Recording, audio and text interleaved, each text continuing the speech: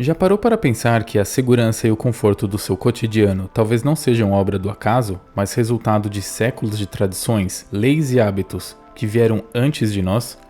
Você realmente acha que o mundo que você desfruta hoje surgiu do nada? Ou percebe que ele foi construído ao longo de gerações por costumes e até certos sacrifícios que sustentam até o seu dia a dia mais simples? Olá, seja muito bem-vindo ao meu canal. Eu sou o Gabriel e hoje o vídeo é sobre tradição. Vou apresentar as visões sobre a tradição de grandes pensadores como C.S. Lewis, Friedrich Nietzsche, Edmund Burke, o pai do conservadorismo, Roger Scruton e o mestre de todos eles, Aristóteles. Mas primeiro, deixa eu te apresentar esse filme espetacular chamado Um Violinista no Telhado, de 1971.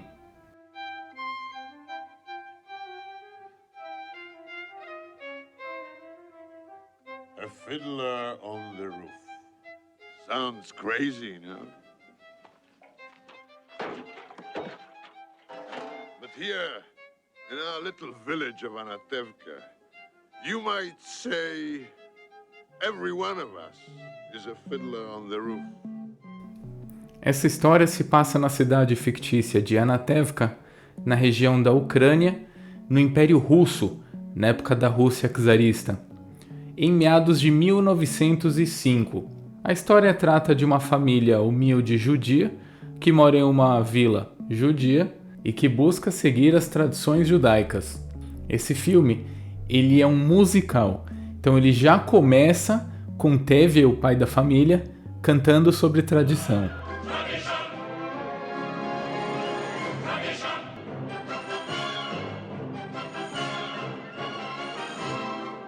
Because of our traditions, we've kept our balance for many, many years. Tevye, o pai da família, que é um leiteiro da vila, e sua esposa Golde, tem 5 filhas mulheres, dentre elas 3 já estão na idade de se casar. E por questões de tradição, a família tem que encontrar um marido para cada uma delas, primeiro a mais velha, Tzeitel, depois as outras 2, Rodel e Chava. Só que os tempos estão mudando e algumas coisas da tradição estão sendo deixadas para trás, mesmo que Tevye e Golde estejam se esforçando, dando o máximo para preservar os costumes e as tradições. Naqueles tempos, nas famílias judaicas, os pais escolhiam o marido para as filhas e com o auxílio de uma casamenteira.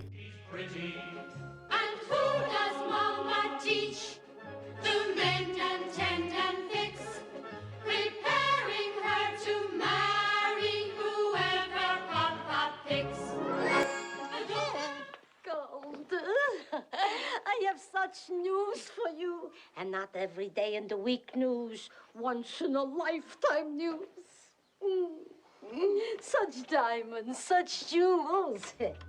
E nesse filme, a casamenteira dessa vila chega para Golde, a mãe de Tzeitel, toda animada dizendo que ela encontrou um partido perfeito para Tzeitel, que é o Laser Wolf, o açougueiro da vila. Ele é um homem rico, bem mais velho que Tzeitel, mas a esposa dele faleceu, ele está viúvo. Tzeitel estava ali no açougue de Laser Wolf. Laser Wolf conheceu Tzeitel e se interessou por ela. Golde acha isso uma ótima notícia, fica super animada e vai falar para Tevye para ir até o açougueiro para conversar com ele, para conhecer ele. E ele vai. Ele vai até a casa do açougueiro, pede para conversar com ele e os dois se sentam ali para conversar. É bem engraçado. Laser Wolf, ele pede a mão de Tzeitel em casamento, mas antes de ir para lá, o Tevye achava que o Laser Wolf ia querer a vaca dele, porque o Tevye, ele vende leite. Ele é leiteiro, ele produz leite, ele tem uma vaca e vende leite na vila. Ele tem um cavalo e o cavalo puxando a carroça, ele sai entregando leite na vila. Então ele achou que o açougueiro ia querer a vaca dele. Ele não foi pensando que queria a filha. E é muito engraçado porque quando ele chega lá para conversar, o açougueiro Laser, ele fala: "Você sabe por que você tá aqui? Você sabe por que eu quero falar com você, né?" Aí o Tevye diz: "Eu não vou deixar. eu não vou aceitar, porque se eu te der uma, você vai querer duas. Aí o Laser fala, o que eu vou fazer com duas? E o Tevi fala, o mesmo que você ia fazer com uma. Aí o Tevi fica em choque por uns instantes assim, ele fala, não, eu tô falando da Zeitel. Eu gosto da Zeitel, eu conheci ela. Eu queria pedir a mão dela em casamento. Aí o Tevi fala, ah tá, entendi. E sem muita resistência, o Tevi aceita. Porque o açougueiro, apesar de ser bem mais velho que Zeitel, ele tá muito bem financeiramente. E a família deles é uma família muito humilde. Inclusive, não muito antes dessa cena, o Tevi, ele tava lá no celeiro dele e tava cantando Se Eu Fosse um Homem Rico. Muito legal ele cantando essa música. O que mostra o desejo dele em ter pelo menos uma pequena fortuna. Ele fala para Deus, por que eu não posso ter nem uma pequena fortuna? If I were a rich man,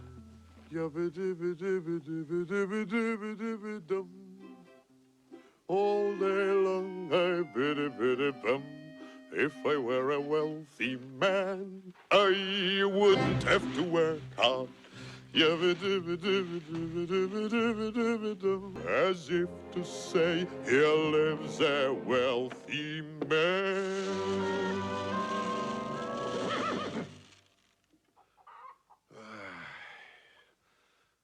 If I were a rich man, yabba-dibba-dibba-dibba-dibba-dibba-dibba-dum. E se a filha dele se casasse com o açougueiro, Laser Wolf, as coisas poderiam mudar um pouco. Então ele aceita sem muita resistência. E aí eles vão comemorar em um bar. Eles vão cantar, dançar, beber, encher a cara para comemorar essa união, essa suposta futura união entre Zeitel e o açougueiro Laser Wolf. No dia seguinte, ele em casa, ele acorda de manhã e vai contar para Golde. Golde fica super feliz. E em seguida ele vai contar para Zeitel que ele conseguiu um marido para ela. E Zeitel fica muito chateada, porque ela já gosta de uma pessoa. Zeitel ama Motel Kamzoil. Motel, ele é um alfaiate, simples, pobre também, mas eles se amam.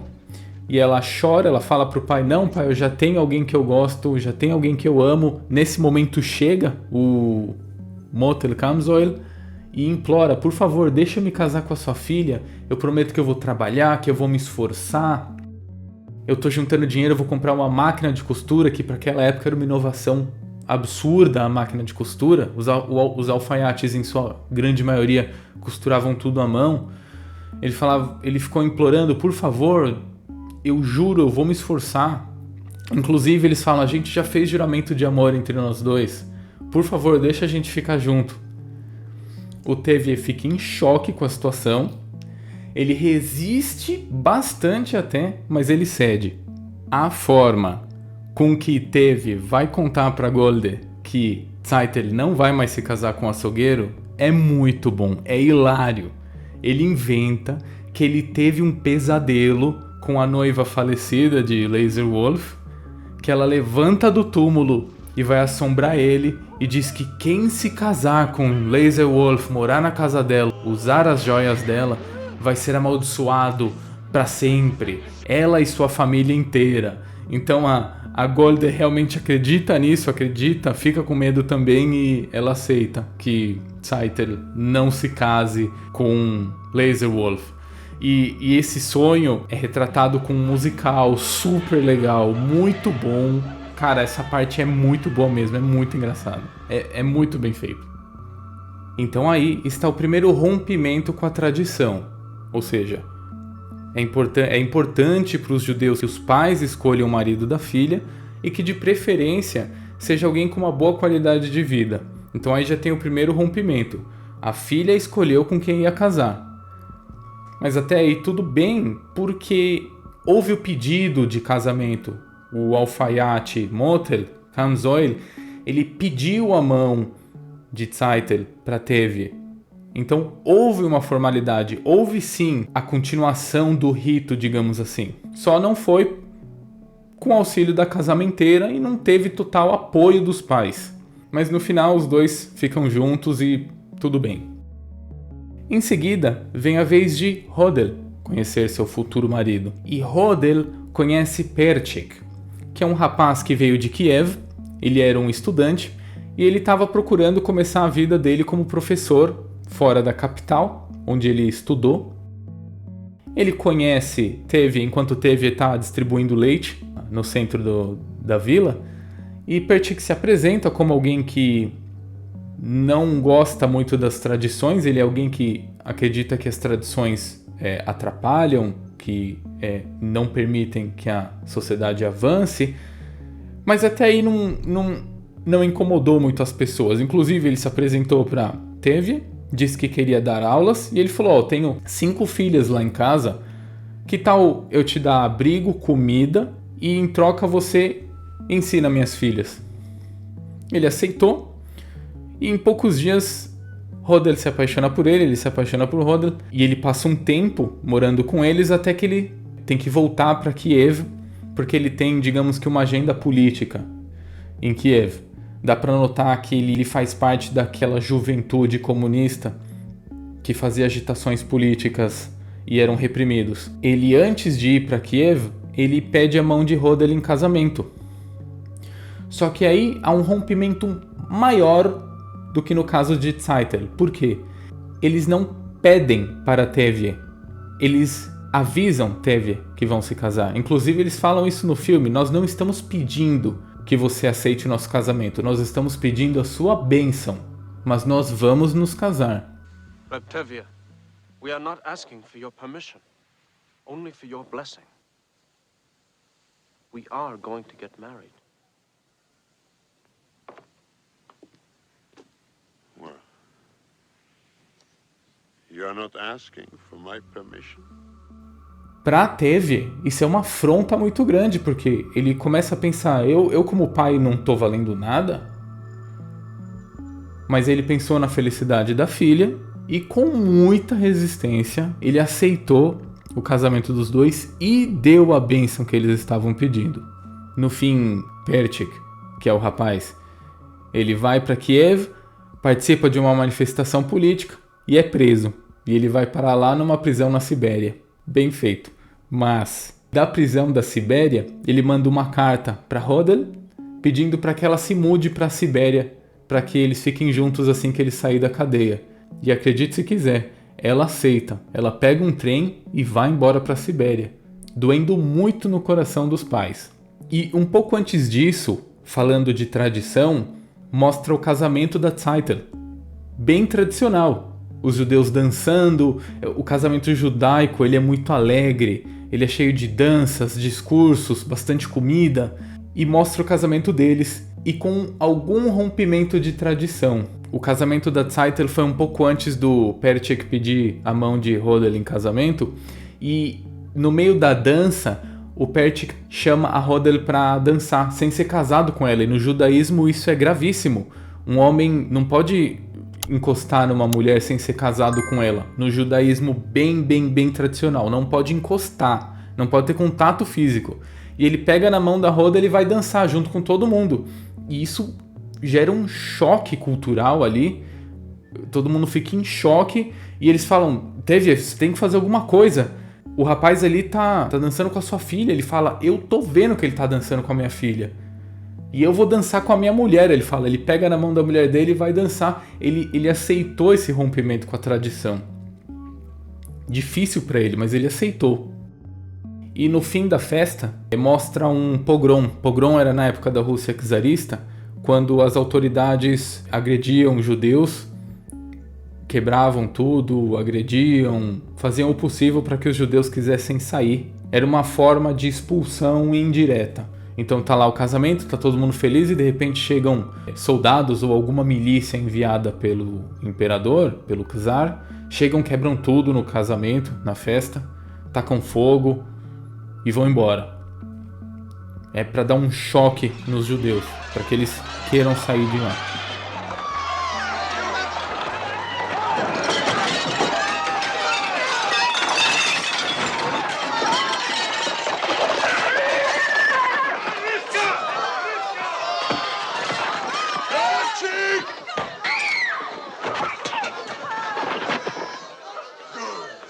All right, and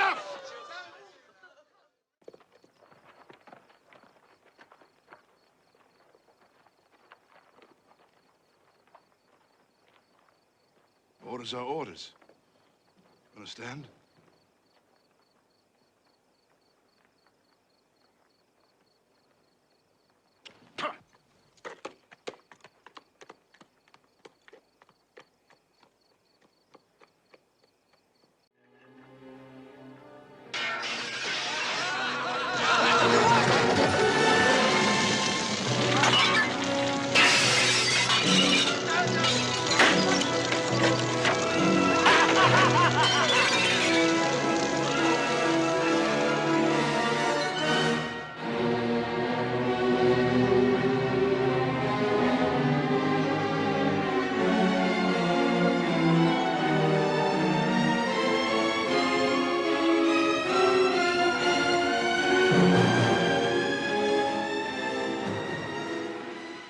Bom, aí depois disso acontece o que acontece do Perchik e da Hodel. Eles falam que vão se casar, depois Perchik vai para Kiev, vai preso, e Hodel vai para Sibéria para ficar junto com ele. A próxima filha a se casar é a terceira, mais velha, a Rava. Aí é onde acontece a ruptura mais forte e que termina mal. É uma parte triste do filme. Rava se apaixona por Fiedka.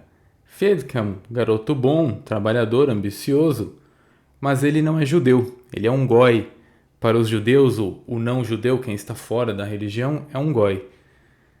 E ela se apaixona por Fiedka e vai pedir para Tevye para permitir que eles fiquem juntos. E isso é o ápice.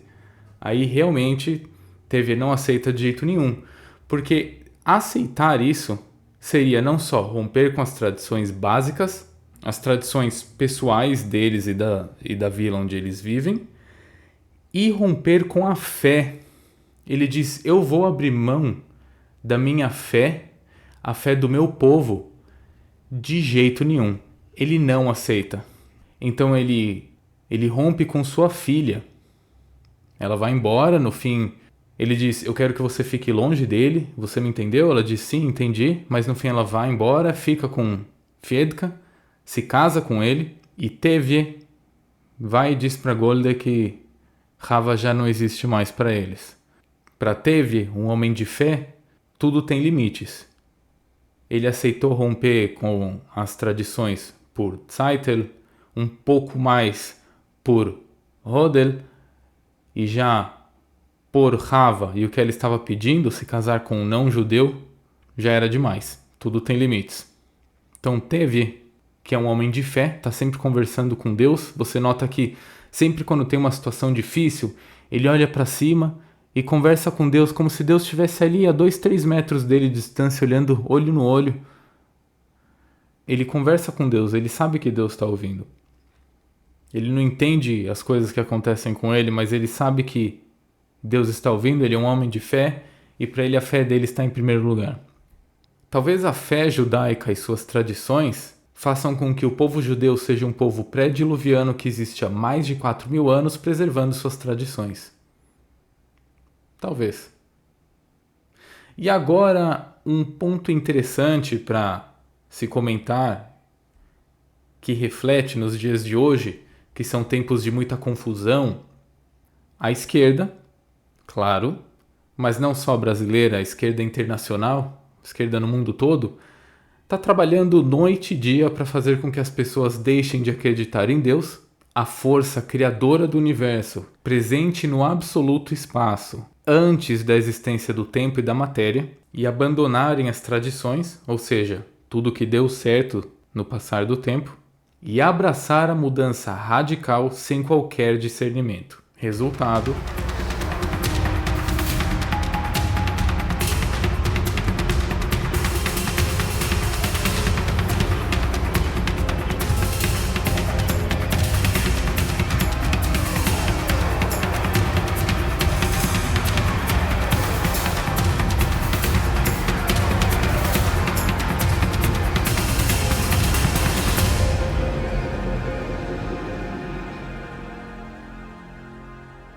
dessa forma, a humanidade perde o senso de direção. Agora, deixa eu te explicar um pouco sobre tradição em termos gerais, mas fora do quadro do filme. Vamos falar um pouco sobre os grandes pensadores, vamos analisar o que eles disseram, o que eles pensam sobre tradição. A tradição vem do termo em latim traditio, que significa entregar, transmitir.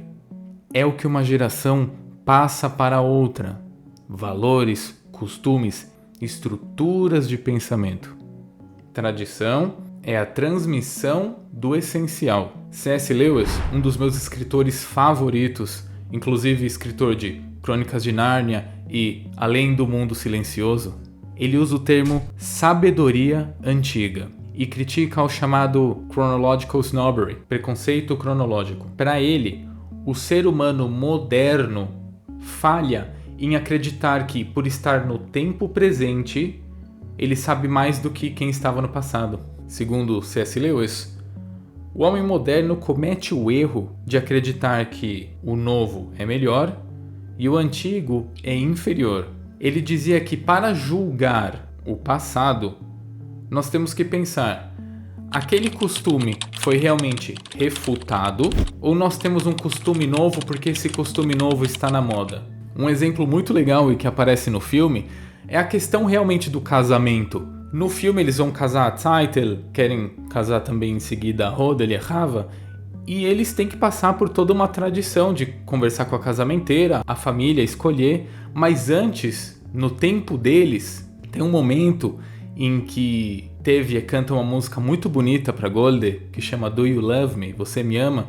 Onde ele diz, em um trecho da música, que o dia em que ele conheceu a Golde foi no dia do casamento.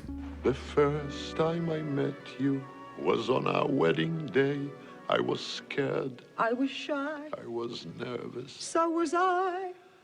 But my father and my mother said we'd learn to love each other. And now I'm asking Golde, do you love me? O que já é diferente das filhas deles. Já puderam conhecer a pessoa pelo menos um pouco antes. No caso, Zeitel e Motel, eles se conheciam desde criança, eles cresceram juntos. Eles puderam se escolher. Agora, voltando um pouco para a filosofia, vamos falar de Friedrich Nietzsche, que dizia o seguinte: há tradições que sustentam e tradições que aprisionam. Nietzsche criticava tradições que impediam a vida de florescer e valorizava o rompimento com tradições decadentes, segundo ele.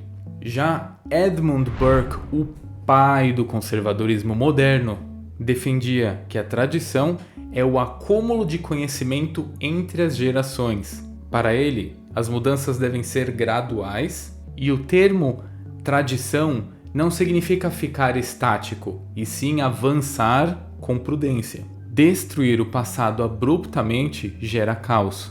Assim como pensa Roger Scruton, liberdade sem estrutura vira caos. Roger Scruton dizia: a liberdade só é possível quando construímos sobre uma herança de ordem e responsabilidade. Muito semelhante a Edmund Burke, Roger Scruton tinha uma visão da tradição como sabedoria agregada. Segundo Scruton, as tradições sociais não são invenções conscientes de indivíduos, mas sim práticas e normas que emergem de forma orgânica, um subproduto involuntário de ações humanas ao longo do tempo. Elas incorporam informações essenciais que nenhum indivíduo isolado teria como prever ou codificar, oferecendo um tipo de sabedoria tácita que guia a convivência social. Ele também via a tradição como uma fundação para a inovação responsável. Para Scruton, a tradição não é um obstáculo à mudança, mas uma base que permite inovações coerentes e sustentáveis.